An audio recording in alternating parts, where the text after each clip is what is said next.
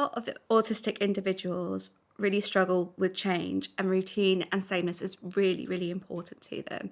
Big events happen like holidays, festive periods, anything that disrupts the day to day that's out of your control is going to be really, really tricky. You might want to create your own routines or different routines separate from what's typical. As an adult, you might use apps, you might use diaries, things like that to kind of set out your routine so you know for yourself what to expect, and you're putting in there possibly time for recovery as well. So if you're having to go to social events that you know will burn you out, then you're actually planning that time to recover. For a parent, you could do the same for your child, and you could maybe use calendars and things like that to kind of signal to them when certain things are going to happen so they can prepare. And again, putting in recovery time. It's really important to support yourself when things change, and especially changes that are outside of your control. And even if you don't observe certain holidays or festive periods, they're likely to have an impact on you because things close, schools shut down,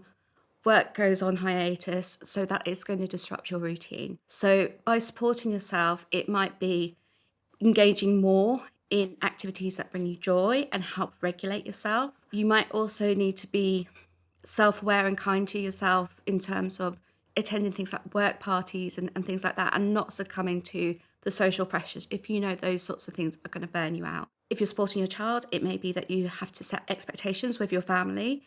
Lots of times for big events, there's pressure to kind of get together and celebrate everything together. And for your autistic child, or even for yourself, that's just not joyful, that's not fun.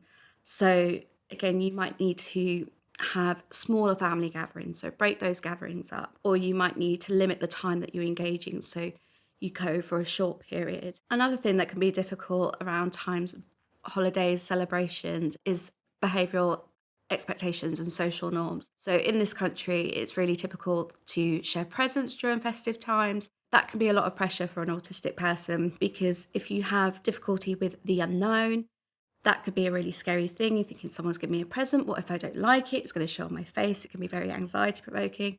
So it might be, again, that you're setting up expectations that you say, actually, really thank you for that present, but we're going to open it at home. You know, you could always follow that up with a thank you note or a thank you text or whatever. So that person still feels appreciated, but it's not a kind of recipe for people's feelings to get hurt and people to feel uncomfortable. When changes are imposed on an autistic person because of reasons outside of their control, I'm thinking, for example, things like Christmas holidays, Easter holidays, things like that.